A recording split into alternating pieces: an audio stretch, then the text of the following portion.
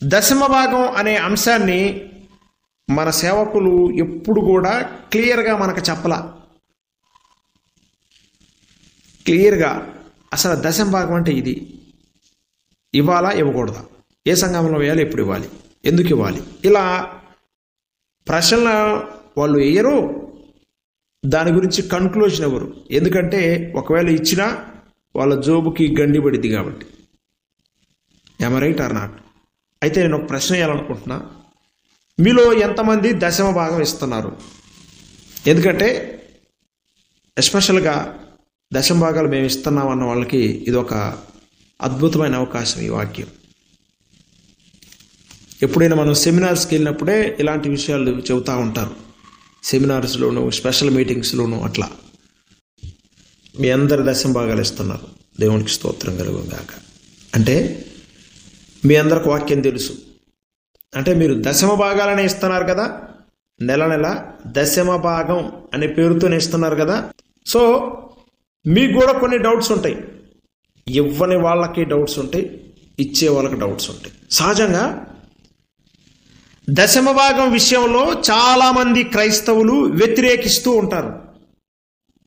కొన్ని సంఘాలలో అయితే దేవునికి ఇవ్వటం మంచిది, ఇది దేవుని దృష్టికి మంచిది అని ఇస్తూ ఉంటారు. కొన్ని సంఘాలలో వ్యతిరేకిస్తుంటారు. అందరూ ప్రభు అయిన యేసుక్రీస్తు వారినే పూజిస్తున్నారు, కొంతమంది మాత్రమే దశమ భాగం ఎందుకు ఇస్తున్నారు, కొంతమంది ఎందుకు వ్యతిరేకిస్తున్నారు? మరికొంతమంది క్రైస్తవులు అయితే కన్ఫ్యూజన్లో దశమ భాగం దేవుడు ఎరుగు, అసలు ప్రభువుకి కానుకలు ఇవ్వటమే మర్చిపోయారు, కానుకలు ఇవ్వటం మానేశారు. వీళ్ళంతే ఒకళ్ళని ఇవ్వమంటారు, ఒకళ్ళని వద్దంటారు. ఇక్కడికి అసలు కానుకలు ఇవ్వటమే మానేస్తే అయిపోయింది అని చెప్పేసి కానుకలు ఇవ్వటం కూడా మానేశారు. గమనించండి ఎలా తయారైపోయారంటే, కన్ఫ్యూజన్లో ఇవ్వకపోతే ఏంటంట కన్ఫ్యూజన్ చేస్తున్నారు. మరి సేవకులు అంతమంది కన్ఫ్యూజన్ చేస్తున్నారు. కొన్ని సంఘాలకు వెళ్తే వాళ్ళు మైకు పట్టుకున్న దగ్గర నుంచి దశమ భాగాలు ఇస్తే ఆశీర్వదించబడతారు, దశమ భాగాలు ఇస్తే ఆశీర్వదించబడతారు, దశమ భాగాలు ఇస్తే ఇక అదే జపం చేస్తూ ఉంటారు. కొన్ని సంఘాల్లో కానుకలు ఇవ్వండి అని ప్రేరేపిస్తుంటారు. అదృష్టవశాత్తు కొన్ని సంఘాల్లో అసలు దశమ భాగాలు పేరే ఎత్తరు. అసలు దశమ భాగం అంటే ఏంటి మనం ఈరోజు తెలుసుకుందాం. దశమ భాగం యొక్క పుట్టుపూర్వోత్తరాలు, దశమ భాగం మనం ఇవ్వాలా వద్దా, ఏ సంఘంలో మనం దశమ భాగం ఇవ్వాలి, ఒకవేళ ఇస్తే ఏ సంఘంలో ఇవ్వాలి, అసలు దశమ భాగం అని క్రొత్త నిబంధన అనౌన్స్ చేసిందా, క్రొత్త నిబంధనలో దశమ భాగం గురించి రాయబడి ఉందా, ప్రభువారు ఏం చెప్పారు, అపోస్తులు ఏం ఫాలో అయ్యారు, ఇప్పుడు మనం ఏం ఫాలో అవ్వాలి, క్లియర్ కదా. అందరూ కొన్ని రిఫరెన్స్ నేను చెప్తాను కానీ చదివించండి, మీరు నోట్ చేసుకొని తర్వాత ఈ బ్రదర్ చెప్పింది కరెక్టా లేదా స్టడీ చేయండి. అసలు దశమ భాగం అంటే ఏమిటి, దశమ భాగం యొక్క చరిత్రను మొట్టమొదటిగా మనం చూద్దాం. బైబిల్లో దశమ భాగం లేదా 10వ వంతు ఇచ్చిన మొట్టమొదటి వ్యక్తి అబ్రహాము గారు.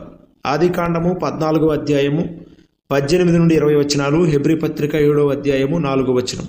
హెబ్రీ పత్రిక 7వ అధ్యాయం మొత్తంలో కూడా మీకు ఆ విషయాలు రాయబడి ఉంటాయి. ఆయన షాలేము రాజుకి యాజకుడైన మెల్కీసెదెకుకి దశమ భాగాన్ని బహుమతిగా ఇచ్చాడు. ఆయన జీవిత కాలంలో ఒక్కసారి దశమ భాగాన్ని ఇచ్చాడు. తనకు కలిగి ఉన్న దానంతటిలో 10వ వంతు దశమ భాగాన్ని అబ్రహాము గారు యాజకుడైన మెల్కీసెదెకు గారికి ఇచ్చాడు. అబ్రహాము గారిని ఆయన కుమారుడైన ఇస్సాకు ఫాలో అయ్యాడో లేదో ఆ విషయాలు మాత్రం బైబిల్లో రాయబడి లేవు. అబ్రహాము గారి తర్వాత దశమ భాగం ఇచ్చిన రెండో వ్యక్తి ఆయన మనవడైన యాకోబు గారు. దేవుడు తనను దీవిస్తే, తనకు తినటానికి తిండి, కట్టుకోవడానికి వస్త్రం, చేయటానికి పని, క్షేమంగా మళ్ళీ నేను తన తండ్రి ఇంటికి తీసుకొస్తే, నేను సంపాదించిన దానంతటిలో 10వ వంతు నీకు ఇస్తాను ప్రభువా అని యాకోబు గారు మొక్కుబడి చేసుకున్నారు. అయితే యాకోబు గారు మొక్కుబడి తీర్చారా లేదా అనేది కొంచెం ప్రశ్నార్థకమే. బహుశా ఆ దశమ భాగాన్ని ఆయన బలిపీఠం కట్టి జంతువు బలిని అర్పించడం ద్వారా ఒకవేళ తీర్చి ఉండొచ్చు. అని క్రైస్తవ పండితులు అభిప్రాయపడతా ఉంటారు. యాకోబు గారు లేదా అబ్రహాము గారు వాళ్ళు ధర్మశాస్త్రానికంటే ముందు దశమ భాగాన్ని ఇచ్చారు, కానీ వాళ్ళెవ్వరు కూడా దశమ భాగం ఇవ్వండ్రా మీరు ఆశీర్వదించబడతారు అని ఎక్కడ చెప్పినా రిఫరెన్స్ కానీ దాఖలు కానీ కనిపించట్లేదు. కానీ దాదాపు 500 సంవత్సరాలు దాటిన తర్వాత దేవుడు మోషే ధర్మశాస్త్రం ద్వారా ఇశ్రాయేలు ప్రజలకు దశమ భాగం తప్పనిసరిగా ఇవ్వాలని ఆజ్ఞ జారీ చేశాడు. గుర్తుపెట్టుకోవాలి, ఆజ్ఞను ఎవరు జారీ చేశారు? దేవుడు ఇశ్రాయేలీయులకు ఆజ్ఞను జారీ చేశాడు, మీరు దశమ భాగం ఇవ్వాలి అని. దశమ భాగం ఎందుకు ఇచ్చేవారంటే వాళ్ళు మోషే ధర్మశాస్త్రములో దేవుడు ఇశ్రాయేలీయులకు ఇచ్చిన ఆజ్ఞ దశమ భాగం ఇవ్వటం. ఇశ్రాయేలీయుల కాలములో ప్రజలు ప్రత్యక్షపు గుడారమునకు లేదా దేవాలయ నిర్వహణకు, మళ్ళీ చెప్తున్నాను, ప్రత్యక్ష గుడారమునకు లేదా దేవాలయము నిర్వహణకు ఈ దశమ భాగం ఇవ్వాల్సి ఉండేది. వాళ్ళు సంవత్సరం మొత్తంలో వచ్చిన ఆదాయంలో దశమ భాగాన్ని ఇవ్వాలని ఇశ్రాయేలీయులు దేవుని చేత ఆజ్ఞాపించబడ్డారు. రాసుకునే వాళ్ళకి కొన్ని రిఫరెన్స్ చెప్తాను, అవి తర్వాత స్టడీ చేయండి. లేవికాండము 27వ అధ్యాయము ఆ మొత్తం చదవండి, మీకు అర్థమైపోయింది. 30వ వచనం ఎస్పెషల్గా. సంఖ్యాకాండము 18వ అధ్యాయము 26వ వచనము. ద్వితీయోపదేశకాండము 14వ అధ్యాయము 22 నుంచి 29 వచనాలు. అదేవిధంగా 2వ దినవృత్తాంతాల గ్రంథము 31వ అధ్యాయము 5వ వచనము. సో ఈ అధ్యాయాలు మీరు ధ్యానిస్తే దశమ భాగం ఎందుకు ఇచ్చేవాళ్ళు, దాని పుట్టు పూర్వోత్తరాలు మీకు బాగా క్లియర్గా కనిపిస్తే నేను మీకు ఓవరాల్గా చెప్తున్నాను. ఎందుకు ఇచ్చేవాళ్ళు ఇశ్రాయేలీయులు అంటే దేవాలయ నిర్వహణ కొరకు లేదా ప్రత్యక్షపు గుడారపు నిర్వహణ కొరకు, లేదా లేవీయుల పోషణ నిమిత్తమై వారు దశమ భాగాలు తీసి ఇచ్చేవాళ్ళు. అయితే దశమ భాగాన్ని ఎలా లెక్క కడతారు? వాస్తవానికి పాత నిబంధన ధర్మశాస్త్రం ప్రకారం ఇశ్రాయేలీయులు దశమ భాగాలు ఇవ్వాల్సి ఉండేది. ఎలా వారు దశమ భాగాలు ఇచ్చేవాళ్ళు అంటే లేవీయులకు ఒకటి ఇచ్చేవాళ్ళు. ఎందుకంటే వీరికి స్వాస్థ్యం ఏమి లేదు, వీరికి భూములు లేవు, వీరు పనిచేయడానికి పనులు కూడా ఏం లేవు. వీరు పూర్తిగా దేవుడే వీరికి స్వాస్థ్యముగా వీరు ఆలయ నిర్వహణలో పాత్ర పోషిస్తూ ఉంటారు. అక్కడ పాటలు పాడటం, పరిచర్య చేయటం, యాజకత్వం చేయటం, బలులు తీసుకొస్తే బలులు అర్పించటం, ఇలాంటి పనులు, ఇవే పనులు వాళ్ళకి. వేరే పనులు వారికి ఏమీ దేవుడు ఇవ్వలేదు. కాబట్టి దేవుడే వారికి పని ఇవ్వలేదు, వారు యాజకత్వం చేయాలి. దేవాలయ నిర్వహణలో లేదా ప్రత్యక్షపు గుడారపు నిర్వహణలో వీరు పాలు పంచుకోవాలి. వీళ్ళు ఈ పని కోసం నిర్మించబడిన గోత్రికులు అని చెప్పి దేవుడు వారికి నియమించిన పని. కాబట్టి దేవుడు ఏం చెప్పాడంటే, మిగతా గోత్రాల వారికి ఏం చెప్పాడంటే, మీరు వీరికి 10% లేదా దశమ భాగం, టైత్ అంటారు ఇంగ్లీష్లో. దశమ భాగం అంటే 10 అని చాలామంది అనుకుంటా ఉంటారు. దాన్ని కూడా ముందు ముందు మనం తెలుసుకుందాం. సో లేవీలకు 1, దేవాలయం కొరకు 1, పండుగల కొరకు 1, ఇంకా దేశంలో ఉన్న పేదవాళ్ళ కొరకు, విధవరాండ్ల కొరకు 1, ఇలా మొత్తం కలిపట దాదాపుగా లెక్కగట్టింది ఇజ్రాయేలుల లెక్కల ప్రకారం 23.3% పైగా వాళ్ళు దేవునికి దశమ భాగంగా ఇచ్చేవాళ్ళు. ఇప్పుడు చెప్పిన రిఫరెన్స్లు ఏవైతే ఉన్నాయో వాటిలోనే ఈ ఇన్ఫర్మేషన్ కూడా మీకు కనిపిస్తూ ఉంటుంది. వాళ్ళు ఈ విధంగా 3 సంవత్సరాల వాళ్ళకి వచ్చిన పంటలో 3 సంవత్సరాలకి వచ్చేదాన్ని కడతారు, లేదా వారి పంట పొలాల్లో, లేదా ద్రాక్ష పండ్లలో, లేదా వారి నూనెలో, ప్రతి దాంట్లో కూడా దశమ భాగాన్ని తీసి ఇశ్రాయేలీయులు లేవీయులకు లేదా దేవాలయ నిర్వహణ కొరకు ఇచ్చేవాళ్ళు. అదేవిధంగా 3 సంవత్సరాలకు ఒకసారి వచ్చిన పంటలో 10వ వంతు తీసి ఏం చేసేవాళ్ళంటే పేదలకు, విధవరాండ్లకు, ఏమీ లేని వారికి కూడా వీరు ఇచ్చేవాళ్ళు. సో ఇన్ఫర్మేషన్ మీకు అంతవరకు బాగానే ఉంది కదా. కొంతమంది ఈ లెక్కని 10%గా తీసుకున్నారు, కొంతమంది ఈ లెక్కని 23.3.5 అనే పర్సంటేజ్లో తీసుకొని లెక్కలు కట్టి కొంతమంది ఇస్తున్నారు.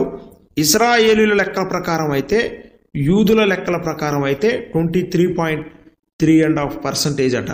రెండవది మన భారతదేశంలో ఎస్పెషల్గా తెలుగు వాళ్ళు అయితే 10వ లేదా దశమ అనగానే దశ అంటే 10 కాబట్టి వాళ్ళు వచ్చిన రాబడిలో 10% తీసి ఇస్తా ఉన్నారు. ఇది కొంతమంది కొన్ని సంఘాలు అలానే చెప్తున్నాయి, స్వీకరించడం కూడా అదే విధంగా స్వీకరిస్తూ ఉన్నారు. అయితే మరి చాలామంది జాబులు ఉన్నాయి కాబట్టి, వ్యాపారాలు ఉన్నాయి కాబట్టి, మంచి మంచి పొలాలు ఉన్నాయి కాబట్టి వీళ్ళందరూ తీసుకొచ్చి దశమ భాగాలు ఇస్తున్నారు. కొంతమంది 20% ఇస్తున్నారు, కొంతమంది 23 ఇస్తున్నారు.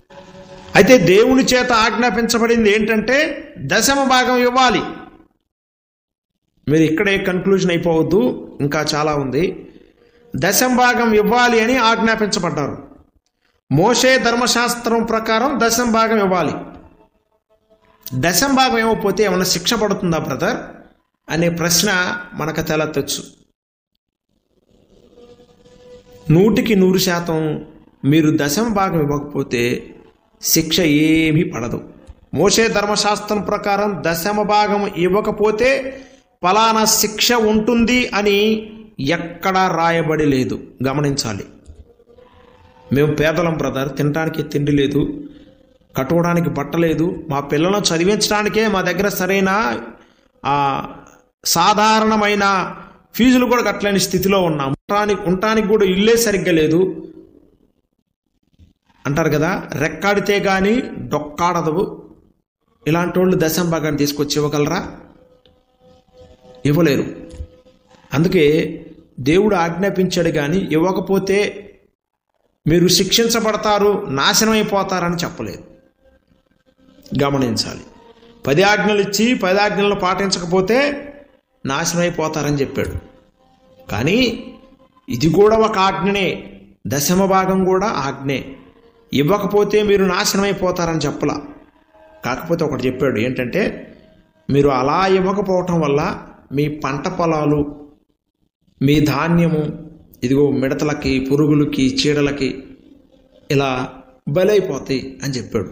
ఆ సందర్భాన్ని కూడా మీకు వివరించే ప్రయత్నం చేస్తాను. సో గమనించాలి, ఇశ్రాయేలు ప్రజలు దశమ భాగాన్ని ఇచ్చి దేవుని యొక్క దీవెనల కొరకు వాళ్ళు ఏం చేసేవాళ్ళు అంటే దేవుని దగ్గరకు వచ్చి శోధించేవాళ్ళు. ప్రభువా, నేను నీకు దశమ భాగం ఇచ్చానయ్యా, నా రాబడి అంతట్లో ఇచ్చాను, నాకు సహాయం చేయి, ఇదిగో నాకు అది ఇవ్వు, ఇది ఇవ్వు అని అడిగేవాళ్ళు. వాస్తవానికి మీరు గమనించాలి, దశమ భాగం అనేది సంపాదించుకున్న దాంట్లో ఇస్తున్నారా లేక రాబోయే దాంట్లో ఇస్తున్నారా? నా ప్రశ్న, మీరు సమాధానం చెప్పాలి.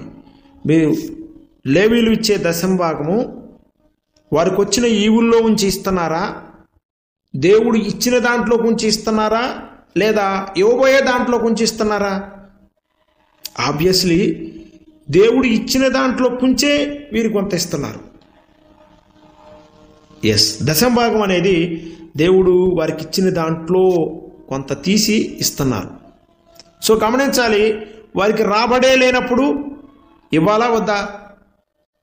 ఇది కొంచెం ఒక ప్రశ్న, మీకు ముందు చెప్తాను ఆ విషయాన్ని. అయితే మరి మలాకీ గ్రంథంలో 3వ అధ్యాయంలో మలాకీ గారేంటి, ఇవ్వకపోతే మీరు మీ పంటలు పోతాయి, మీకున్న పరిస్థితులు మారిపోతాయి, దేవుడు ఆజ్ఞాపించాడు తప్పనిసరిగా ఇవ్వాల్సిందే, మీరు దేవుని యొక్క ఆస్తిని దొంగిలిస్తున్నారు, ఆయనకి రావాల్సిన దాన్ని మీరు దొంగిలిస్తున్నారు, మీరు దొంగలు అని అన్నాడు. మలాకీ గారి కాలంలో ఇశ్రాయేలుల వ్యవస్థ బాగా క్షీణించిపోయింది. ఎలాగుందంటే లేవీలు యాజకులట వారి పనులను వదిలిపెట్టి, అంటే ఆలయ నిర్వహణ కోసం లేదా లేవీల పోషణ నిమిత్తం దేవుడు ఆజ్ఞాపించినట్లుగా ఇవ్వాల్సిన దశమ భాగాలను మిగతా గోత్ర వీళ్ళు ఏం చేశారంటే పాపం ఈ యాజకత్వాన్ని వదిలిపెట్టి పొలం పనులకు వెళ్ళటం ప్రారంభించారు. ఇక తినటానికి తిండి లేదు, ఏం చేస్తారు? నెహెమ్యా గారి కాలంలో అదేవిధంగా మలాకీ గారి కాలంలో వీళ్ళు ఏం చేశారంటే, ఒకటి సేమ్ ఈక్వల్ కాలం ఉంటుంది వాళ్ళిద్దరిది. వీళ్ళు ఏం చేశారంటే తినడానికి తిండి లేదు, పోషణ లేదు, ఇక ఏం చేయాలి? కాబట్టి చేసేది ఏమి లేక లేవీలు, యాజకులు, నెహెమ్యా గ్రంథంలో ఆ మాటలుంటాయి. మీరు నెహెమ్యా 13:10 చూస్తే మీకు కనిపిస్తాయి. సో వాళ్ళు ఏం చేశారంటే పాపం ఏమి లేక, తినడానికి తిండి లేక, ప్రభు మాకు ఇచ్చిన స్వాస్థ్యం వీళ్ళు బిగపట్టేస్తున్నారు, వీళ్ళు ఇవ్వట్లేదు, కాబట్టి ఇక మాకు చేసేది లేదు, మేము మా పిల్లలు పోషించబడాలంటే మేము పొలం పనులకు వెళ్ళాలి, పొలం వేసుకోవాలని చెప్పేసి మందిరాన్ని వదిలిపెట్టి, మందిర నిర్వహణను వదిలిపెట్టి వెళ్ళిపోయారు. మరి వీరికి స్వాస్థ్యం ఏం చెప్పాడు? మందిరాన్ని నిర్వహించాలంటే, దేవాలయాన్ని నిర్వహించాలంటే ఖర్చు అవుద్ది. అంత మాత్రమే కాదు, దేవాలయాన్ని నిర్వహిస్తున్న వ్యక్తులకి కూడా ఖర్చు అవుద్ది, వాళ్ళ అవసరాలు కూడా ఉంటాయి. మరి అవి తీర్చబడాలి అంటే మిగతా వాళ్ళు, దేవుడు దీవించి వారికి స్వాస్థ్యాన్ని ఇచ్చాడు, పొలాలు ఇచ్చాడు, ఇల్లులు ఇచ్చాడు, ఆస్తులు ఇచ్చాడు, వారందరూ ఏం చేయాలి? దేవుడు ఆజ్ఞాపించినట్లుగా దశమ భాగాలు, కృతజ్ఞత కానుకలు, ఇక రకరకాల ప్రతిష్ఠిత అర్పణలు తీసుకొచ్చి సేవకులకు ఇవ్వాలి. మరి ఇవ్వట్లేదు. ఇవ్వని పక్షంలో ఏం చేశారు వీళ్ళు? ఇక ఆ మందిర పరిచర్యను వదిలిపెట్టి పొలం పనులకు వెళ్ళటం ప్రారంభించారు. అప్పుడే మలాకీ గారి ద్వారా మరొకసారి దేవుడు హెచ్చరించాడు, నా ఆజ్ఞను మీరు తిరస్కరించారు కాబట్టి ఇదిగో మీరు ఆశీర్వదించబడాలంటే ఖచ్చితంగా మీరు దశమ భాగాన్ని తీసుకురండి. నా ఆలయంలో మీరు దొంగలుగా మారిపోయారు, మీరు దొంగిలుతున్నారు, నా పరిచర్య చేయకుండా మీరు అడ్డుకుంటున్నారు, మా సేవకులకు ఇవ్వకుండా మీరు అడ్డుకుంటున్నారు అని కొన్ని సంస్కరణలు అంటారు. వీటిని చెప్పాలంటే సంస్కరణలు అంటారు. ఇవి మలాకీ గారు దేవుని యొక్క ప్రవచనం ద్వారా, ఆ దేవుని ద్వారా ప్రవచించి చెప్పాడు, మీరు ఇస్తే ఆశీర్వదించబడతారు రాబాయ్, లేకపోతే మాత్రం మీ పంట పొలాలు మీ సంపాదించినంత చిల్లుడు సంచులు వేసిన దాని వలె పోతా ఉంటుంది అని హెచ్చరించాడు. సో దశమ భాగం ఇవ్వకపోతే మీకు ఎలాంటి శిక్ష ఉండదు. కానీ ఒకటే, మీరు దశమ భాగం ఇవ్వకపోతే ఇలా నష్టపోతారని మలాకీ గారు తెలియజేశారు దేవుని యొక్క వాక్కు ద్వారా. మరి ఇవ్వలేని వారి పరిస్థితి ఏంటి? ఇప్పుడు లూకా సువార్త 21వ అధ్యాయము మనం ధ్యానిస్తే 1-4 అధ్యాయాల్లో ఒక విధవరాలు కానుకేయడానికి వెళ్ళింది. ఆమె దగ్గర ఉండేదే 2 కాసులు. ఆ 2 కాసులు తీసుకొచ్చి తనకున్నదానంతటినీ కానుకగా వేస్తుంది. అనేక మంది ధనవంతులు కూడా ఆ మందిరానికి వస్తారు, వచ్చి వారు కూడా కానుకలు వేస్తారు. వాళ్ళు ఏం చేస్తున్నారు? ఉన్న దాంట్లో కొంత తీసి వేస్తున్నారు. ఈమె ఉన్నదంతా తీసి దేవుని సేవలకు వాడాలని వేసింది. దేవుడు అన్నాడు, అప్పుడు ప్రభువారు అది గమనించి అన్నాడు, ఇదిగో ఈ బీద ఎదవరాలు తనకున్న 2 కాసులు మొత్తం వేసింది కాబట్టి అందరికంటే ఈవిడే ఎక్కువ ఇచ్చినట్లు అని లెక్క పరిగణలోకి తీసుకున్నాడు. గుర్తుపెట్టుకోవాలి, మనం ఎప్పుడైతే గివింగ్ హార్ట్ఫుల్గా మనం ఇస్తామో దానినే దేవుడు కన్సిడర్ చేస్తాడు. మనకు 100 కోట్లుండి 10 కోట్లు తీసుకొచ్చి చేస్తే సనుగుకుంటా గొనుక్కుంటా వేసినా అది స్వీకరించబడదు. దేవునికిచ్చే ప్రతి రూపాయి లేదా ప్రతి అర్పణ కూడా ఆయన అంగీకరిస్తేనే అది ఆశీర్వదించబడింది. ఆయన అంగీకరించకుండా మనం ఎన్ని కానుకలు వేసినా, వాటికి ఎన్ని పేర్లు పెట్టుకోండి, ప్రతిష్ఠిత అర్పణను పెట్టుకోండి, కృతజ్ఞత అర్పణను పెట్టుకోండి, దశమ భాగం అని పెట్టుకోండి, ఇక మీరు ఏది పెట్టుకున్నా సరే, మీ నైవేద్యములు అంగీకరించబడాలి అంటే, మీ నైవేద్యములు ఆశీర్వదించబడాలి అంటే మొదటిగా అవి దేవుని చేత అంగీకరించబడాలి.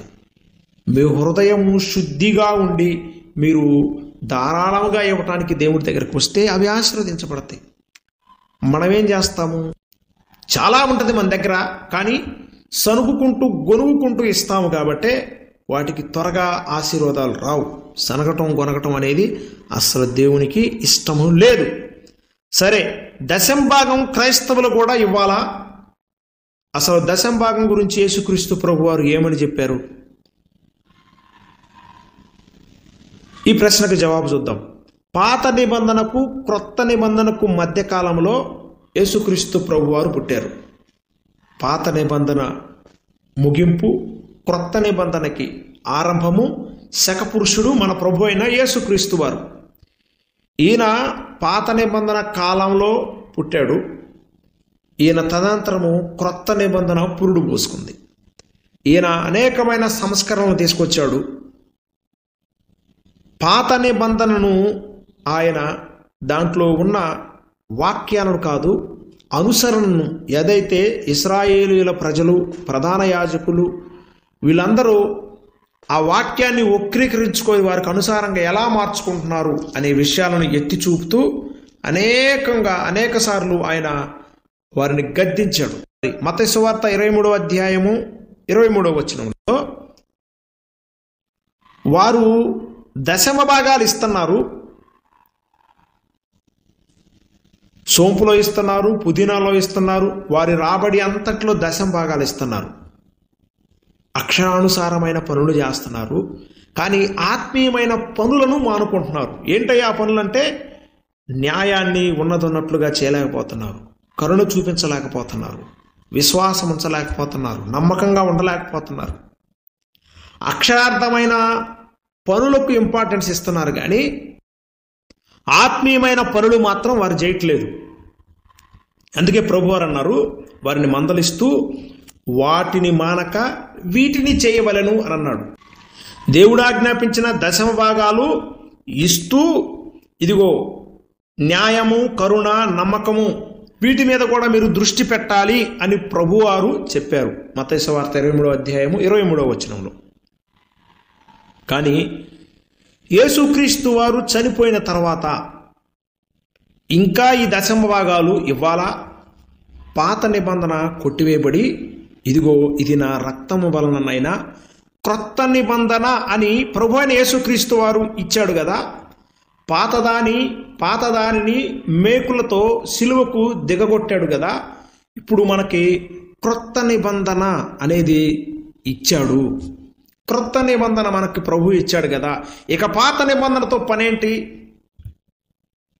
ఇది చాలామందికి ఉన్న డౌటు. పాత నిబంధన కొట్టివేయబడింది కదా. పాత నిబంధన ఆయన ఏం చేశాడు?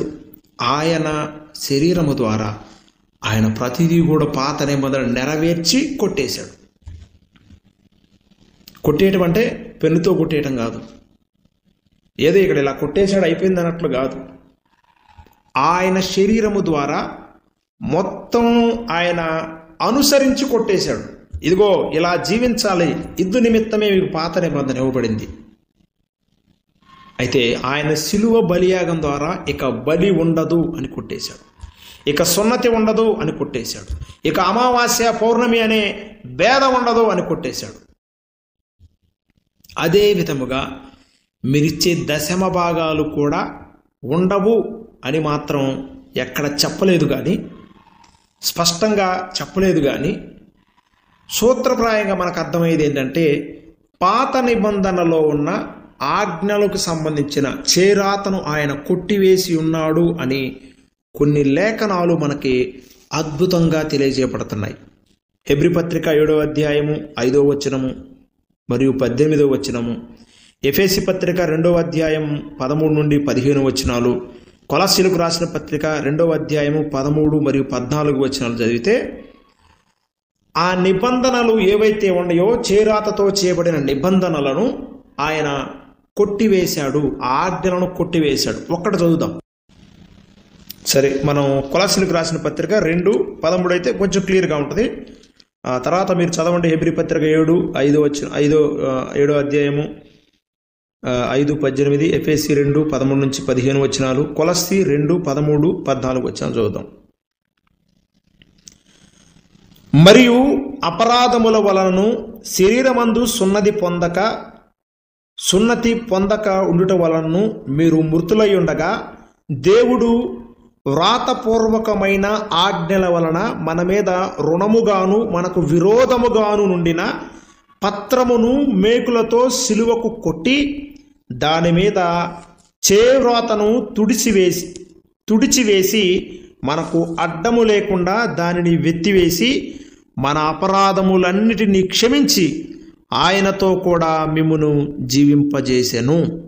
ఇది ప్రభు చెప్తుంది. అంటే ప్రతి ఆజ్ఞను కూడా, ఏవైతే చేరాతతో చేయబడిన ఆజ్ఞలు ఉన్నాయో వీటన్నిటినీ తుడిచివేశాడు ఆయన బలియాగము ద్వారా అని తెలియజేస్తూ ఉన్నాడు. కాబట్టి ఇక్కడ ఎఫెసీ 2:13-15 వరకు కూడా, ఎఫెసీ పత్రిక 2:13 నుండి 15 వచనాల్లో కూడా ఇలాంటి వాక్యాలే ఉంటాయి.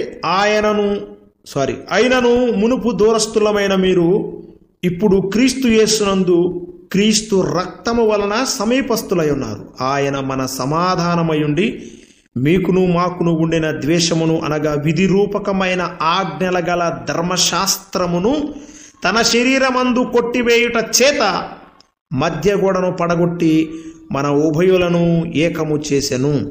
ఇట్లు సంధి చేయుచు ఈ ఇద్దరిని తన యందు ఒక్క నూతన పురుషునిగా సృష్టించి తన శిలువ వలన ఈ ద్వేషమును సంహరించి దాని ద్వారా వీరిద్దరి ఏక శరీరముగా చేసి దేవునితో సమాధానపరచవలనని ఇలాగు చేసెను గనుక ఆయనయే మనకు సమాధానకారకుడై ఉన్నాడు.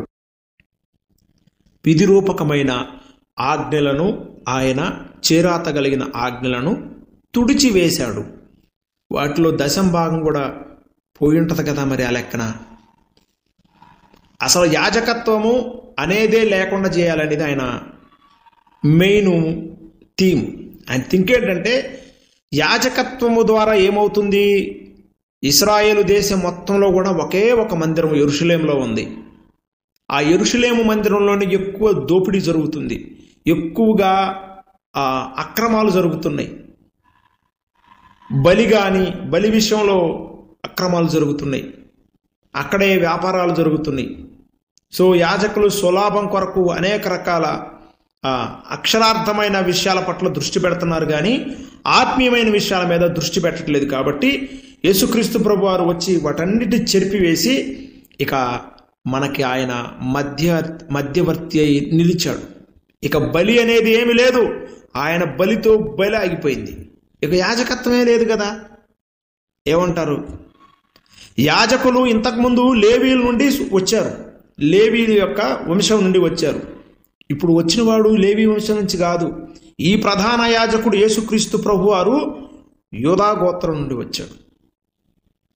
యాజకత్వాన్ని అసలు వద్దన్నాడు. యాజకత్వం లేదు. ఇప్పుడు మీరు చేస్తుంది ఏంటో తెలుసా? మీరు ప్రకటిస్తుంది సువార్త.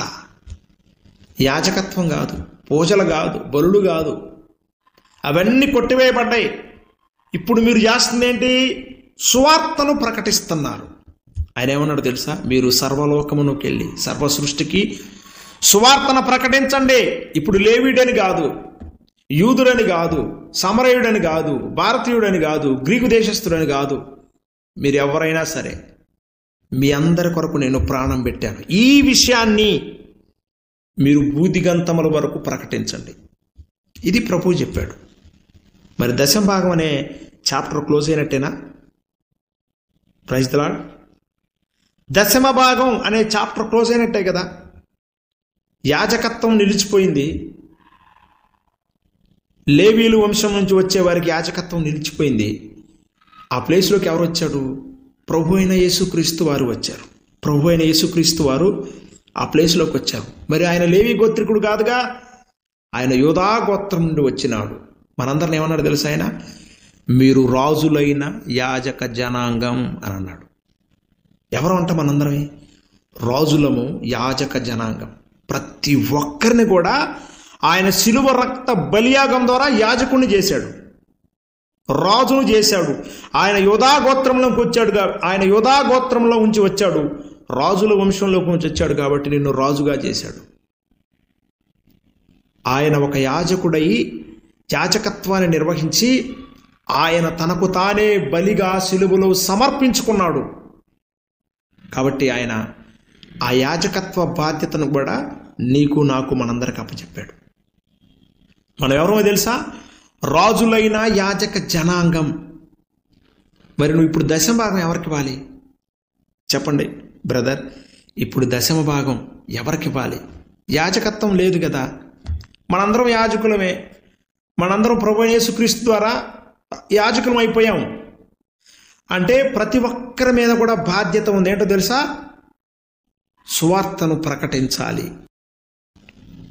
కానీ కొందరు మాత్రమే సువార్తను ప్రకటిస్తున్నారు, కొందరు మాత్రమే వాక్యాన్ని ప్రకటిస్తున్నారు, కొందరు మాత్రమే మందిరాలు కట్టుకుంటున్నారు. ఇంకా మీకు క్లుప్తంగా చెప్పాలంటే అవి మందిరాలు కాదు, సంఘాలు. గుర్తుపెట్టుకోవాలి. యెరూషలేములో ఉన్నది ఒకే ఒక్క మందిరం, అది సొలొమోను కట్టించిన మందిరం. కానీ ఈరోజు ప్రభువైన యేసుక్రీస్తు ద్వారా వచ్చినవేంటో తెలుసా? బూదిగంతముల వరకు విస్తరించి స్థాపించబడినవేంటియో తెలుసా? సంఘాలు, జీవము కలిగిన దేవుని సంఘాలు. సంఘం వేరు, మందిరం వేరు. ఎక్కడైతే 2-3 కూడుకుంటారో అది సంఘం. ఎక్కడైతే జనాలందరూ తరలి వెళ్ళి అక్కడ బలులు అర్పిస్తారో, ప్రార్థన చేస్తారో అది మందిరం. మనం ఏమనాలో తెలుసా? సంఘమే అనాలి. వాస్తవానికి చెప్పాలంటే మనం సంఘమే అనాలి. అర్థమవుతున్నాయి నా మాటలు? ప్రియమైన సహోదరి సహోదరులారా, క్రీస్తు యేసు ద్వారా మనకు వచ్చింది సంఘం. ఆ సంఘం గురించి ఆ సంఘం గురించి ఆయన చెప్పే మాట ఏం తెలుసా? ఈ సంఘము నా శరీరము అంటాడు. సంఘము క్రీస్తు వారి శరీరం అంటే ఆయన అంతగా ఆ సంఘాన్ని విమిడించుకున్నాడు. ఇప్పుడు నువ్వు నేను ప్రకటిస్తుంది క్రీస్తు సువార్త. యాజకత్వం లేదు, బలి లేదు, సున్నతి లేదు, దశమ భాగం కూడా లేదు. ఎందుకంటే యాజకులు లేరు, లేవీయులు లేరు, అసలు యాజకత్వమే లేదు. నా మాటలు మీరు ఎంతమందికి అర్థమని, ఎంతమంది ఈ మాటని యాక్సెప్ట్ చేస్తున్నారు? ఇక బలి లేదు, సున్నతి లేదు, అమావాస్య కూడికలు లేవు. వీటితో పాటు యాజకత్వం లేదు. ఎక్కడైతే 2-3 కూడుకుంటారో అక్కడ సంఘం కట్టబడుతుంది. ఆయన అన్నాడు కదా, ఎక్కడైతే 2-3 కూడుకుని నా నామాన్ని స్మరిస్తారో అక్కడ నేనుంటాను అంటాడు. సంఘం అంటే ఆ సంఘమే దేవుని మందిరం అంటుంది. ఎఫెసీ పత్రికలో ఉంటుంది ఆ మాట. జీవము కలిగిన దేవుని సంఘం అంటే మందిరమే. ఎక్కడైతే మనుషులు కూడుకుంటారో అది జీవము కలిగిన దేవుని సంఘం. గుర్తుపెట్టుకోవాలి. కాబట్టి ప్రియమైన సహోదరి సహోదరుడా, ఇక మనం దశమ భాగాలు ఇవ్వవలసిన అవసరము లేదు. ప్రభువైన యేసుక్రీస్తు వారి ద్వారా మనకు సంఘం ఇవ్వబడింది. ఇక యాజకత్వం అనేది లేనే లేదు. యాజకత్వం లేదు. మనందరం రాజులైన యాజక జనాంగం అయ్యాం. అయితే చూద్దారండి, గలతీ పత్రిక 2వ అధ్యాయము 19వ వచనం. పౌలు గారు అంటున్నాడు, నేనైతే దేవుని విషయమై జీవించు నిమిత్తము ధర్మశాస్త్రం వలన ధర్మశాస్త్రం విషయమై చచ్చిన వాడినైతిని. క్రీస్తుతో కూడా సిలువ వేయబడి ఉన్నాను. ఇకను జీవించువాడను నేను కాదు, క్రీస్తే నాయందు జీవించుచున్నాడు. ఎవరు మనలో ఉన్నారు? ఇప్పుడు క్రీస్తు ఉన్నాడు. ధర్మశాస్త్ర విషయంలో ఏమైపోయాం? మనం చచ్చిన వారి అయిపోయాం. అందుకే ఇక బలి లేదు, అందుకే ఇక సున్నతి లేదు, అందుకే ఇక మనము దశమ భాగాల విషయంలో కూడా ఇవ్వాల్సిన అవసరము లేదు. కాబట్టి గమనించాలి. అయితే గమనించాలి ప్రియమైన సహోదరి సహోదరుల, ఇప్పుడే ఇంకొక ప్రాముఖ్యమైన విషయంలోకి మనం వెళ్ళబోతున్నాం. దశమ భాగం లేదు, యాజకత్వం లేదు, సున్నతి లేదు, అమావాస్య దినాలు లేవు, విశ్రాంతి దినము లేదు. యాజకత్వం లేదు కాబట్టి దశమ భాగం కూడా లేదు. అయితే క్రొత్త నిబంధనలో ఆయన అన్నాడు, ఇది నా రక్తము వలనైన క్రొత్త నిబంధన. ఈ క్రొత్త నిబంధనలో ఆయన ఇచ్చే కొన్ని సూచనలైతే, గొప్ప గొప్ప విషయాలైతే చాలా ఆశ్చర్యకరంగా వస్తాయి. చూద్దామా? మరి క్రొత్త నిబంధనలో దశమ భాగం ప్లేస్లో, అంటే దశమ భాగం అనేది పక్కన పెట్టేసేయండి. అసలు దశమ భాగం గురించి ఇక మనం ఆలోచించాల్సిన అవసరం లేదు. అయితే పౌలు గారు కొన్ని విషయాలు ప్రస్తావించారు. ఆత్మప్రేరణతో ఇవ్వండి, ధారాళంగా ఇవ్వండి, స్వచ్ఛందంగా ఇవ్వండి, ఉత్సాహంగా ఇవ్వండి అనే పదాలు చేర్చారు. ఇవ్వాలి, స్వచ్ఛందంగా ఇవ్వండి. నేను దశంభాగం ఇవ్వాలి, నెల ఇవ్వాలని లేదు. అది మీరు నెల ఇవ్వాలి అనే ఆ పదాలు వదిలేసేయండి. వాళ్ళు ఇచ్చింది సంవత్సరానికి ఒకసారి లేదా సంవత్సరానికి 2 సార్లు కూడా ఇచ్చేవాళ్ళు. ఎందుకంటే వారి భూఫలంలో వచ్చేదాన్ని తీసుకొచ్చి ఇచ్చేవాళ్ళు, వారి గర్భఫలంలో కూడా తీసుకొచ్చి ఇచ్చేవాళ్ళు, వారి పశువుల్లో నూనెల్లో కూడా తీసుకొచ్చి ఇచ్చేవాళ్ళు. ఇప్పుడు పౌలు గారి ద్వారా మనకు హెచ్చరించబడింది ఏంటంటే ఇవ్వండి, ధారాళంగా ఇవ్వండి, స్వచ్ఛందంగా ఇవ్వండి, ఉత్సాహంగా ఇవ్వండి. ఉత్సాహంగా ఇచ్చేవారిని దేవుడు ప్రేమిస్తాడు అని చెప్పాడు. అది యాజక ధర్మం నిర్వహించడానికి కాదు, క్రీస్తు సువార్త పరిచర్య కొరకు, దరిద్రులకు ఇవ్వటం కొరకు అది వాడమన్నాడు పౌలు గారు. దేని కొరకు? క్రీస్తు సువార్త ప్రకటించబడాలి, దేశాలలో నకముకములా ఈ వార్త వ్యాపించబడాలి. యేసు వచ్చాడు, మన కొరకు చనిపోయాడు, తిరిగి పునరుద్ధానుడై లేచాడు, ఆయన మరలా తిరిగి వస్తాడు, మీరందరూ సిద్ధపడండి, ఇది సువార్త. చెప్పండి, ప్రభువు వచ్చాడన్న విషయాన్ని చెప్పండి, ప్రకటించండి నా సువార్తను. మరి ప్రకటించాలంటే పోయేవాడొకడు, పంపబడేవాడొకడు, పంపించేవాడొకడు. పంపించేవాడు లేకుండా పంపబడేవాడు ఎలా వెళ్ళగలడు? పంపబడేవాడు వెళ్ళాలి అంటే పంపించేవాడు ఉండాలి. వెళ్ళటానికి వాడికి ఆసక్తి ఉన్నా పంపబడేవాడి దగ్గర అంత సోర్సెస్ లేవు. ఆసక్తి ఉంది, సోర్సెస్ లేవు. కానీ పంపించేవాడు ప్రోత్సహిస్తే కొంత తన సంపాదనలో తీసుకొచ్చి ఎల్లు సువార్తను ప్రకటించంటే వెళ్తాడు. ఇక అదే పనిగా పెట్టుకుని మిషనరీసు సువార్థికులు పనిచేశారు. అందుకే ఈయన మన దేశంలోకి, గుర్తుపెట్టుకోండి, మన దేశంలోకి ఆ సువార్త వచ్చింది. వారు ఇచ్చుటలో ధారాళంగా, ఆనందంగా, సంతోషంగా ఇచ్చారు. పౌలు గారిని ఆ సంఘం ప్రోత్సహించడాన్ని బట్టే ఆయన 3 ఖండాలు తిరిగి సువార్తను ప్రకటించాడు. వాళ్ళు ఇచ్చిన కానుకొని తన స్వయం పనుల కోసం వాడుకోలేదు. ఆయన అంటాడు, చాలా అద్భుతంగా చెప్తాడు, నా స్వయం అవసరాల కోసం నేను వాడుకోలేదు, నేను పోషించబడటం కోసం నా పనిని నేను చేసుకున్నాను అంటాడు. గమనించాలి, ఇవ్వడం అనే పదాన్ని నిర్వహించాలంటే, ఇవ్వటం అనే పదాన్ని నిర్వచించాలి అంటే అది దేవుడికి ఒక్కడికి మాత్రమే సాధ్యమవుతుంది. ఎందుకంటే ఇవ్వడం అనేది డివైన్ థింగ్, దైవ లక్షణము, దైవిక లక్షణము ఇవ్వటం. తీసుకోవటం సాతానుగాడి లక్షణమే, నో డౌట్ ఎట్ ఆల్. ఇవ్వటం, గివింగ్ అనేది దైవికమైన లక్షణం. ఆయన ఇవ్వటంలో గొప్పవాడు. ఆయన మన కొరకు ప్రకృతినిచ్చాడు, ఆయన స్వరూపాన్ని ఇచ్చాడు. మనకు రక్షణ ఇవ్వాలని తన ప్రియకుమారుడైన యేసుక్రీస్తుని మన కొరకు ఇచ్చాడు. తన పరిశుద్ధాత్మను మనకు సంచకరువుగా ఇచ్చాడు. ఆయన కృపనిచ్చాడు, ఆయన శాంతి సమాధానాలను మనకు అనుగ్రహించాడు. ఇంకా చెప్పాలంటే ఆయన ప్రేమను ఇచ్చాడు. ఆయన పరలోకాన్నే మనకు దారాదత్వం చేశాడు. ఇవ్వడం ఆయన యొక్క స్వభావం, it's his nature. Giving things, it's his nature. ఆయన ఓన్ నేచర్ ఏంటంటే ఇవ్వటం. అన్నీ మన కొరకు ఇచ్చాడు ఆయన. ఇన్ని ఇచ్చిన దేవుడికి మనం ఎలా ఉండాలి? కృతజ్ఞత కలిగి ఉండాలి. అసలు మన ఆయన కొరకు మనం ఏమోగలం? ఏమిచ్చినా ఆయన రుణం మనం తీర్చలేము. ఆయన స్వభావాన్ని ధరించుకున్న మనల్ని కూడా ఆయన అన్నాడు, మీరు కూడా ఇవ్వండి. ఇది ప్రకృతి నేచర్. దేవుని యొక్క నేచర్ ఏంటంటే ఇవ్వటం. ప్రకృతి కూడా మనకి అన్నీ ఇస్తుంది. గాలి ఇస్తుంది, నీరు ఇస్తుంది, వర్షాన్ని ఇస్తుంది, సమస్తాన్ని కూడా ప్రకృతి మనకిస్తూ ఉంది ప్రభువైన యేసుక్రీస్తు వారి ద్వారా. ఎందుకో మనుషుడే ఇవ్వటం మర్చిపోయాడు. అందుకే ఇన్ని రకాల ఆజ్ఞలు వస్తాయి అనుకుంటా. తిరిగి ఇవ్వడు మనిషి, తీసుకోవటం మాత్రమే తెలుసు, తిరిగి ఇవ్వటం చేత కాదు.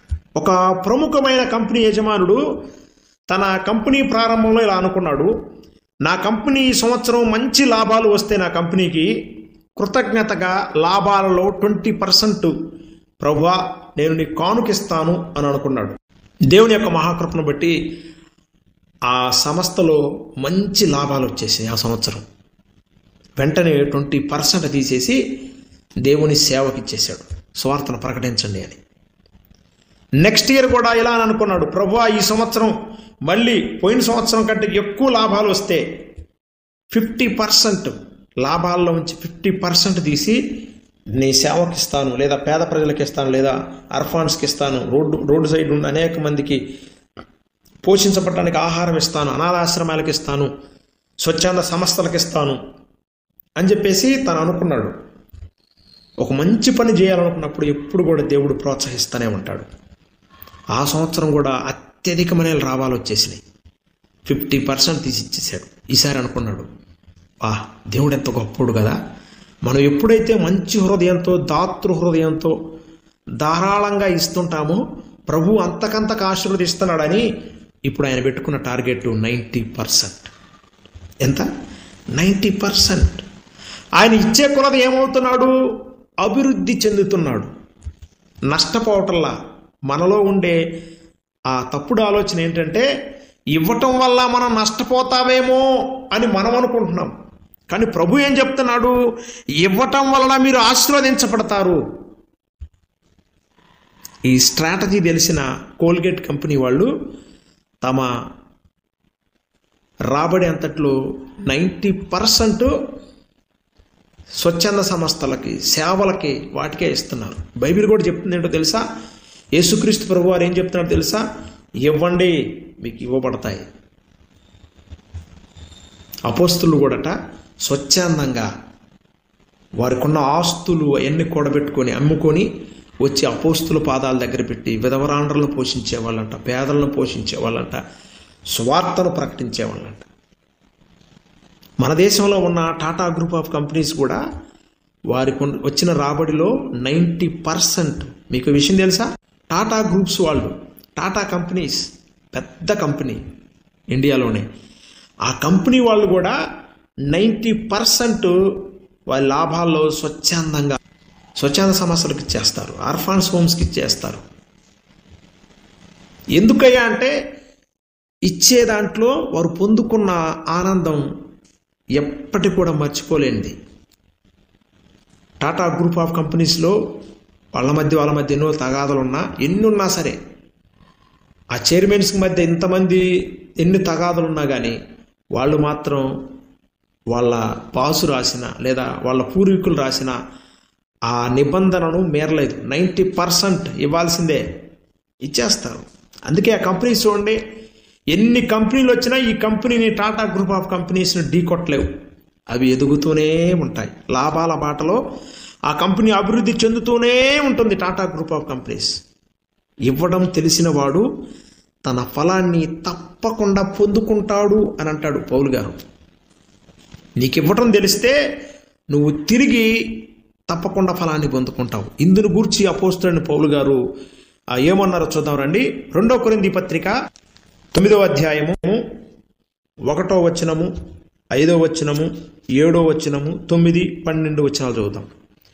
పరిశుద్ధుల కొరకైన ఈ పరిచర్యను గూర్చి మీ పేర రాయుటకు నాకు అగత్యము లేదు. 5వ వచనము, కావున లోగడ ఇచ్చేదమని మీరు చెప్పిన ధర్మము పిసినితనముగా అయ్యక ధారాళముగా ఇయ్యవలనని చెప్పాను అని చెప్పి సహోదరులు వాళ్ళ దగ్గర పంపించాడు. 7వ వచనము, సనుగు కొనకయు బలవంతముగా కాకయు ప్రతివాడును తన హృదయములో నిశ్చయించుకొనిన ప్రకారము ఇయ్యవలను. ఇప్పుడు దశంభాగం అనేది లేదు కదా. ఇప్పుడు పౌలు గారు ఏం చెప్తున్నాడు తెలుసా? మీరు నిశ్చయించుకున్నారే, అది 10% కానీ, 20% కానీ, 50% కానీ, 90% కానీ. అంటే 10% కంటే తక్కువ ఇవ్వకూడదా బ్రదర్? 5% అయినా పర్వాలేదు. గుర్తుపెట్టుకోవాలి, మీ హృదయము ఏదైతే ప్రేరేపించబడుతుందో అది మాత్రమే ఏమంటున్నాడు పౌలు గారు. మీరు నిశ్చయించుకున్న ప్రకారం ఇవ్వండి. తక్కువ అనుకొని ఎక్కువ ఇచ్చినా ప్రాబ్లం లేదు, కానీ ఎక్కువ అనుకొని తక్కువ మాత్రం ఇవ్వకండి పిసినతనంగా. మీకు వచ్చే రాబడి తక్కువ, మీరు 5% ఇవ్వగలరు, 5% ఇవ్వండి. 10% ఇవ్వగలరా, 10% ఇవ్వండి. 50% మేము ఇవ్వగలం బ్రదర్ అంటే 50% ఇవ్వండి, తప్పులేదు. దేనికి ఇవ్వాలి? సువార్త పరిచర్య కొరకు ఇవ్వాలి, సంఘ క్షేమాభివృద్ధి కొరకు ఇవ్వాలి, సంఘాల్లో ఉన్న పేదవాళ్ళు ఎవరైతే ఉంటారో వారి కొరకు ఇవ్వాలి, విధవరాండ్రుల కొరకు ఖర్చు పెట్టాలి. ఇవి పౌలు గారి యొక్క ముఖ్య ఉద్దేశాలు. దాన్ని మీరు ఎలా ఇవ్వాలి అంటే సరుకు కొనకూడదు, గొనుగు కొనకూడదు, బలవంతంగా పాస్టర్ గారు చెప్పాడని ఇవ్వకూడదు. బలవంతపు వసూళ్లకు సిద్ధపడే వారికి అస్సలు ఇవ్వకూడదు. గుర్తుపెట్టుకోండి, సనుగు కొనకయు బలవంతంగా కాకయు ప్రతివాడును తన హృదయములో నిశ్చయించుకొనిన ప్రకారము ఇయ్యవలెను. దేవుడు ఉత్సాహముగా ఇచ్చువానిని ప్రేమించును. ఏంటంట? ఉత్సాహంగా ఇచ్చేవారిని, దశమ భాగాలు ఇచ్చేవారిని కాదు సుమి, ఉత్సాహముగా ధారాళముగా ఇచ్చేవారిని దేవుడు ప్రేమిస్తాడు. గుర్తుపెట్టుకోవాలి, దశమ భాగాల గురించి కాన్సెప్ట్ లేదు. ఇక అర్థమవుతున్నాయి నా మాటలు. నెక్స్ట్ 9వ వచనం, ఇందు విషయమై అతడు వెదజల్లి దరిద్రులకిచ్చెను, అతని నీతి నిరంతరము నిలుచును. ఇలా ఇచ్చేవాడు, దరిద్రులకు ఇచ్చేవాడు, సేవకులకు ఇచ్చేవాడు నీతిమంతుడు అవుతాడు.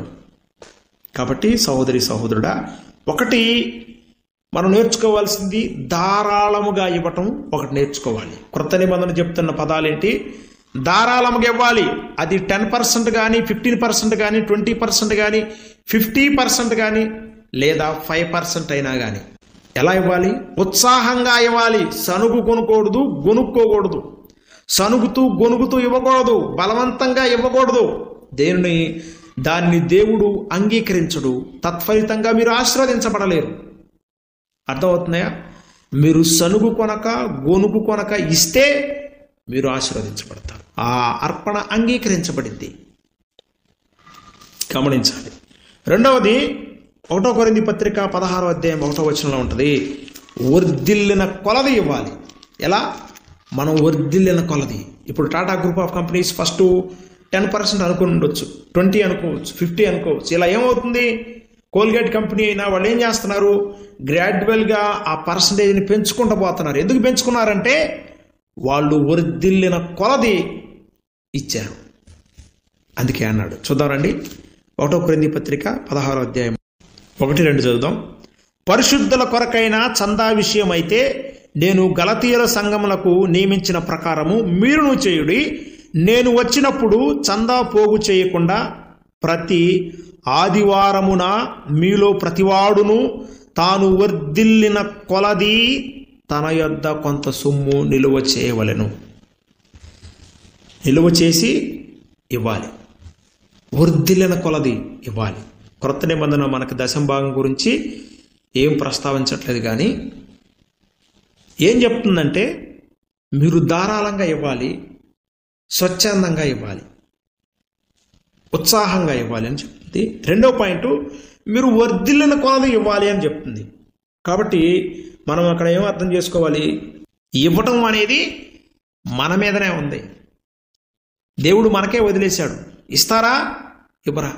ఇస్తే మీకు మంచిది చెబుతూనే ఏనంటాడు, మీరు ఇచ్చి ఏమవుతారు? నీతిమంతులు అవుతున్నారు.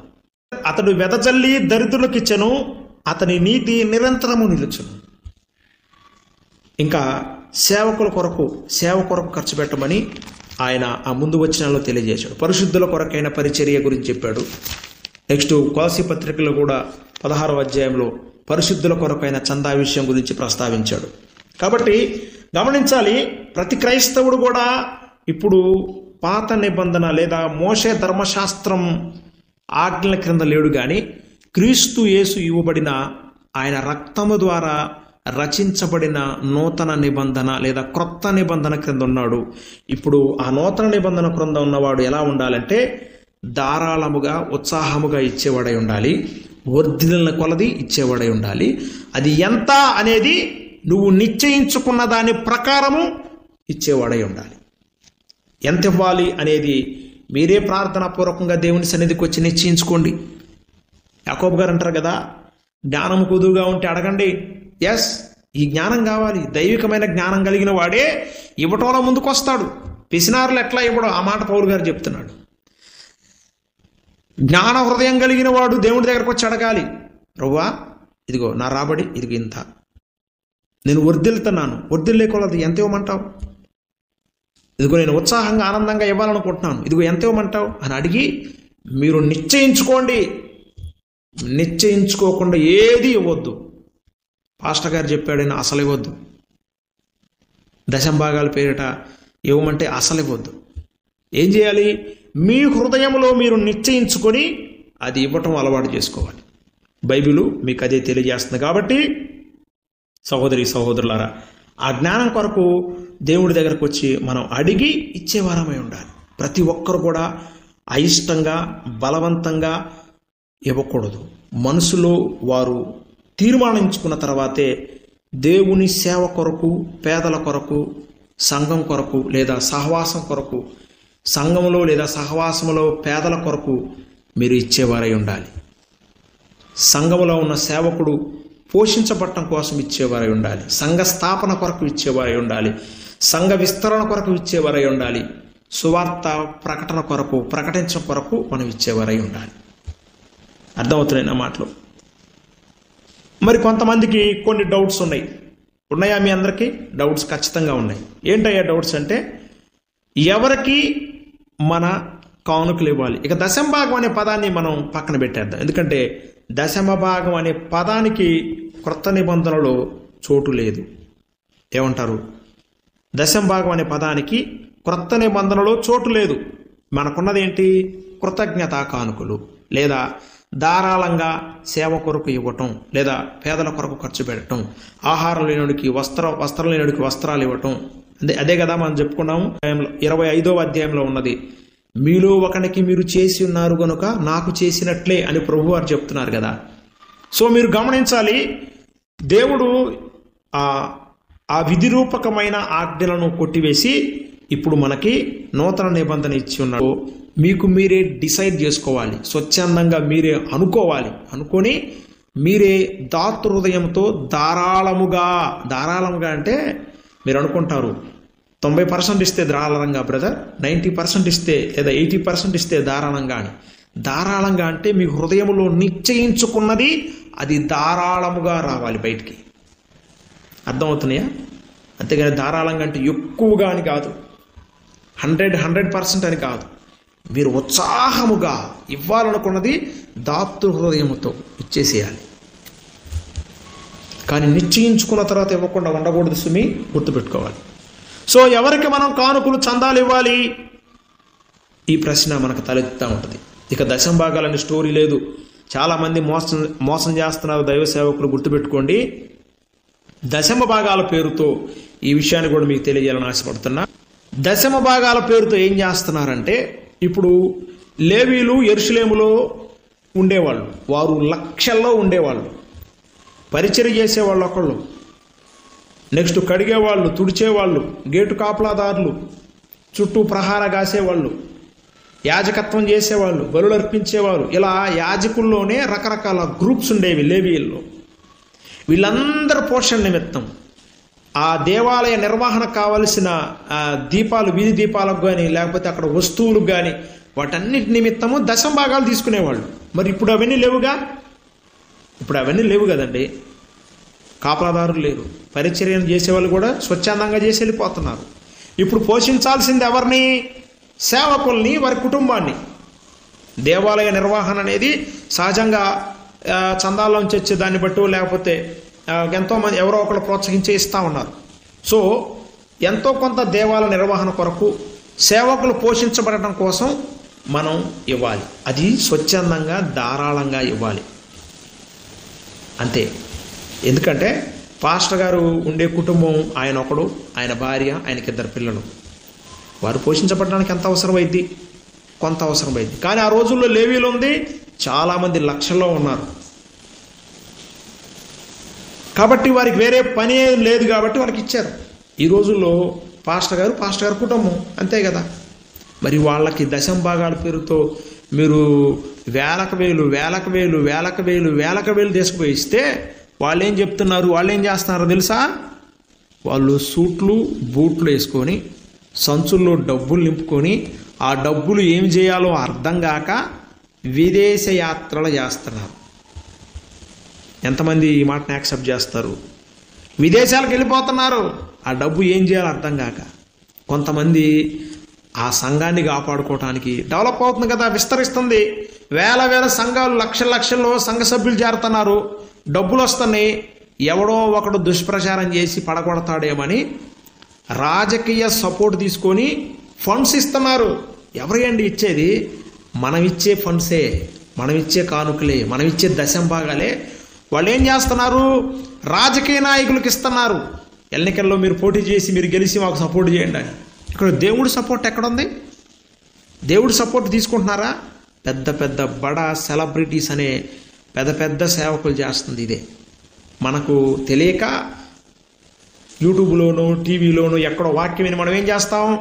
మన సంఘాలను వదిలిపెట్టేసి ఇచ్చేస్తాం, పేద సేవకులను వదిలిపెట్టేసి బడా సెలబ్రిటీస్కి ఇచ్చేస్తాం. నాకు ఒక ప్రశ్న అండి, ఇప్పుడు దేవుని ఆత్మను పొందుకున్న వాళ్ళు ఒక్కలేనా?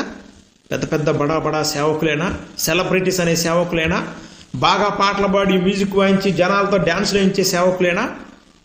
గమనించాలి. స్వచ్ఛమైన సేవకులు మీరు గమనించండి. మిషనరీసు రావటం సిటీలోకి వెళ్ళి సువార్తను ప్రకటించాల. పేదల మధ్యకు వచ్చారు, వాడల మధ్యకు వచ్చారు, మురికి వాడలోకి వచ్చారు, బట్టలు ఇచ్చారు, ఆహారం ఇచ్చారు, చదువిచ్చారు, దానితో పాటు సువార్తను ప్రకటించారు. గుర్తుపెట్టుకోవాలి. మరి సెలబ్రిటీస్కి ఎందుకే వాళ్ళు? మీరు ఎంతోమంది పేద సేవకులు మీ చుట్టూ తిరుగుతున్నారు కదా, సైకిల్ వేసుకొని తిరుగుతున్నారు, బట్టలు సరిగ్గా లేక మురికి బట్టలు వేసుకొని. వారి పిల్లలు ఏ కాన్వెంట్ స్కూల్లో చదువుతూ అవస్థలు పడతా ఉన్నారు. అయినా ఇదిగో బ్రతుకుట క్రీస్తే చావైతే నాకు మేలు అని ఎంతమంది సేవకులు తిరుగుతున్నారండి. వాళ్ళ గురించి ఎప్పుడైనా మీరు ఆలోచించారా? మనం ఆలోచించం. ఎప్పుడు బడా సెలబ్రిటీస్ వైపు చూస్తూ ఉంటాం. మీకు దేవుడు ఇస్తే మీరు ఖచ్చితంగా అలాంటి సేవకుల్ని బలపరిచేవారై ఉండాలి, పేదవారిని బలపరిచేవారై ఉండాలి. నిజమే, ఇవ్వాలి బ్రదర్, మాకు ఒక సంఘం ఉంది కదా, మరి మా సంఘంలో ఇవ్వకపోతే ఒప్పుకోరుగా. ఆబ్వియస్లీ మనందరికీ ఇది ఒక సమస్య ఉంటుంది కదా, ఇవ్వాలి, తప్పు కాదు. బైబిల్ ఏం చెప్తున్నా చూద్దారండి. గలతీ పత్రిక 6వ అధ్యాయము 6వ వచనం. మీకు ఒకే సెషన్లో పూర్తి ఇన్ఫర్మేషన్ ఇస్తున్నాను, దయచేసి గమనించాలి. మళ్ళీ ఇవి ప్రకటించబడటం అసాధ్యం, గమనించాలి. గలతీ పత్రిక 6వ అధ్యాయము 6వ వచనము. వాక్యోపదేశము పొందువాడు ఉపదేశించు వానికి మంచి పదార్థములంటిలో భాగమియ్యవలెను. ఎవరికి ఇవ్వాలి?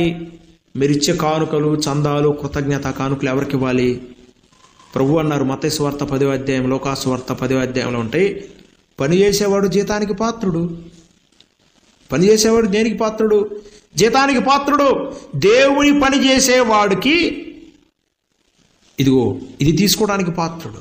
మీరు ఎక్కడైతే వాక్యము ద్వారా ఉపదేశించబడుతున్నారో, ఎక్కడైతే ఆ వాక్యము మిమ్మల్ని సరిచేస్తుందో, ఏ వాక్యము ద్వారా, ఎవరి వాక్యము ద్వారా, ఎవరు చెప్పడం ద్వారా మీరు బలపడుతున్నారో ఆ వాక్యోపదేశకుడికి మీరేమివ్వాలి? మీ మంచి పదార్థములలో భాగం ఇవ్వాలి. మరి మనం ఇస్తామా? వాక్యం వింటాం, ఇవ్వం. రెండవది 1 కొరింథీ పత్రిక 9వ అధ్యాయము. మీకు ఒక ట్విస్ట్ కూడా చివరిలో చెప్తాను, దయచేసి ఎవరు వెళ్ళొద్దు. 13, 14 వచనాలు చాలా బాగుంటుంది ఈ మాట. ఆలయ కృత్యములు జరిగించువారు ఆలయము వలన జీవనము చేయుచున్నారనియు, బలిపీఠమునొద్ద కనిపెట్టుకొని ఉండువారు బలిపీఠముతో పాలివారై ఉన్నారని మీరు ఎరుగరా? అలాగున సువార్త ప్రచురించువారు సువార్త వలన జీవింపవలెనని ప్రభువు నియమించి ఉన్నాడు. నేనైతే వీటిలో దేనినైనను వినియోగించుకొనలేదు. నేను చెప్పట్లేదండి బాబు, పౌలు గారు చెప్తున్నాడు. బహుశా నన్ను అనుకునేవాళ్ళు. పౌలు గారు అంటున్నాడు సువార్త వలన జీవింపవలను. ఎవడు? సువార్త ప్రకటించేవాడు. సువార్త వలన వచ్చే ఆ మంచి ఈవులు ఎవరైతే ఇస్తారో వాటి వలన వాడు జీవించాలి. అయితే పౌలు గారు అంటున్నాడు, నేనైతే వీటిలో దేనినైనాను వినియోగించుకొనలేదు, మీరు నా ఎడల ఇలాగున చేయవలనని లేదా జరిపింపవలనని ఈ సంగతులను మీకు రాయటం లేదు. ప్రకటించవలసిన భారం నా మీద ఉంది, నేను ప్రకటిస్తున్నా. అయితే మీరు గమనించాలి, సేవకులు ఎవరైతే ఉంటారో, సువార్తను ప్రకటిస్తున్న వారు ఎవరైతే ఉంటారో వారికి మీరు ఇవ్వటం మంచిది. ఇది పౌలు గారు తెలియజేస్తున్నాడు. అయితే మాకు ఒక సంఘం ఉంది బ్రదర్, మా సంఘంలో మాకు పాస్టర్ గారు వచ్చి వివాహం చేస్తాడు, చావుకు వస్తాడు, కొన్ని కార్యక్రమాలు చేస్తాడు, మరి ఆయనకు కూడా ఇవ్వాలి కదా అని అంటారు. మంచిది, ఇవ్వాల్సిందే. ఒక ప్రక్క పేద సేవకుల్ని, పేదలను, ఏమీ లేనివారు ఉంటారు కదా, వస్త్రాలు లేనివారు, ఆహారం లేనివారు, రోడ్ల పక్కన ఉండేవాళ్ళు, పేద సేవకులు, వీరందరిని కనిపెట్టుకొని మరొక ప్రక్క నీ సంఘాన్ని కూడా నువ్వు కనిపెట్టుకోవాలి. అర్థమవుతున్నాయా? కనిపెట్టుకోవాలి. మీరు నిశ్చయించుకున్న దాంట్లో మీరు 20% నిశ్చయించుకున్నారు దేవుడికి ఇవ్వాలి అని. ఏం చేయాలి? 10% మీ స్థానికమైన సంఘాల్లో ఇచ్చుకోవాలి. మిగతా 10% ఏం చేయాలి? మీకు వాక్యోపదేశం చేస్తున్న సేవకుడికి, లేదా పేదలకి, లేదా ఏ అవస్థలో ఉండేవారికి మీరు ఇవ్వటం అలవాటు చేసుకోవాలి. దీనినే ధారాళంగా ఇవ్వటం. మీరు వాక్యము ద్వారా ఎక్కడైతే పోషించబడుతున్నారో వారిని వదిలిపెట్టకూడదు, పేద సేవకులను వదిలిపెట్టకూడదు, అదే విధముగా పేదలను వదిలిపెట్టకూడదు. ఇవన్నీ క్రొత్త నిబంధన మనకిచ్చిన ఆ సూచనలు గుర్తుపెట్టుకోవాలి. ఒక ప్రక్క సంఘాన్ని చూసుకుంటూ మరో ప్రక్క మిషనరీస్, ఎవరైతే మిషనరీస్ ఉన్నారో లేదా మీకు వాక్యోపదేశం చేస్తున్న వాళ్ళు ఉన్నారో, స్వచ్ఛమైన వాక్యాన్ని అందిస్తున్న పేదలు ఎవరైతే కష్టపడుతున్నారో, ఇవన్నీ కూడా మనం గమనించుకొని ఇచ్చేవారమై ఉండాలి. దశంభాగాన్ని పక్కన పెట్టండి. దశంభాగం అనే దానికి చోటు లేదు కొత్త నిబంధనలో. మీరు దానికి దశమ భాగం అని పేరు పెట్టి 10% ఇస్తారా, 20% ఇచ్చుకుంటారా, 30% ఇచ్చుకుంటారా, అది మీరు నిశ్చయించుకునే దాన్ని బట్టి ఉంది. పాత నిబంధనలో 10% ఆజ్ఞ, క్రొత్త నిబంధనలో మీరు ఇవ్వాల్సింది మీ స్వచ్ఛందంగా మీరు ఇవ్వటమే, అది ఆజ్ఞ కాదు. ఇచ్చినా ఇవ్వకపోయినా మీకు నష్టం కాదు, కానీ ఇస్తే ధారాళముగా ఇచ్చేవాడిని దేవుడు ప్రేమించి ఆశీర్వదిస్తాడని బైబిల్ చెప్తుంది. కాబట్టి ప్రేమైన సహోదరి సహోదరుడా, పనిచేయవాడు జీతానికి పాత్రుడు అని బైబిల్ చెప్తుంది కదా. మీకు ఉపదేశించేవారు వారికి ఇవ్వటం మంచిది, మీ సంఘానికి ఇవ్వటం మంచిది, పేదలకు ఇవ్వటం మంచిది. సో నిన్న ఒక సహోదరి మనకిచ్చిన డౌట్స్ ఏంటంటే, సొంత సంఘంలోనే దశంభాగం ఇవ్వాలా, వేరే సంఘంలో ఇవ్వకూడదా అని అడిగారు.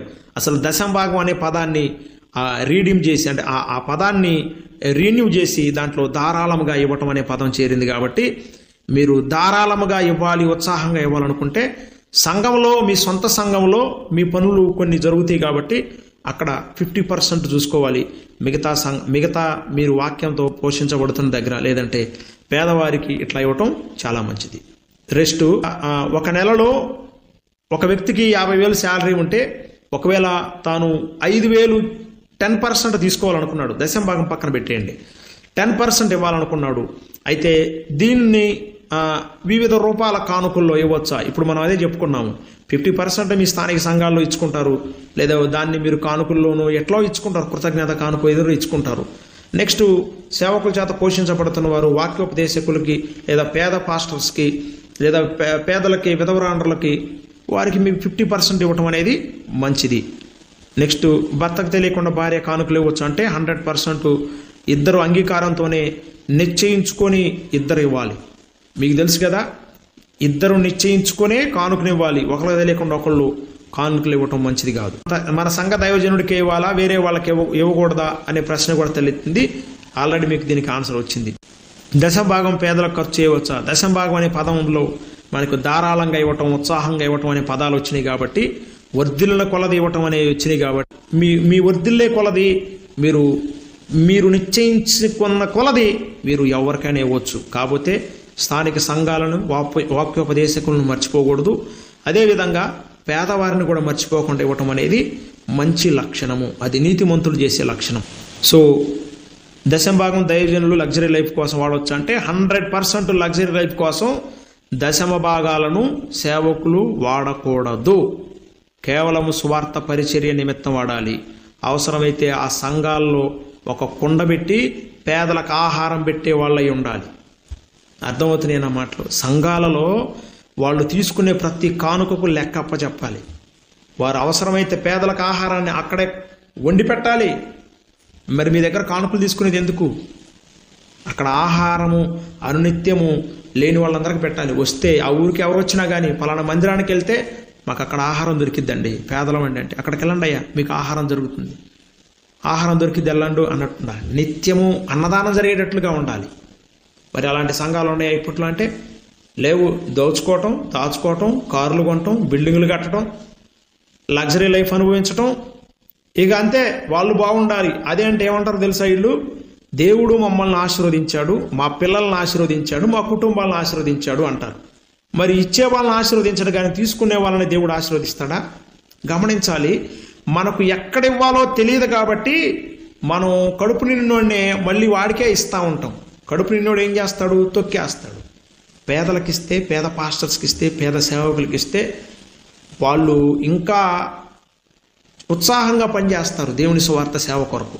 అలాంటి వాళ్ళు చాలామంది నాకు తెలిసిన వాళ్ళండి.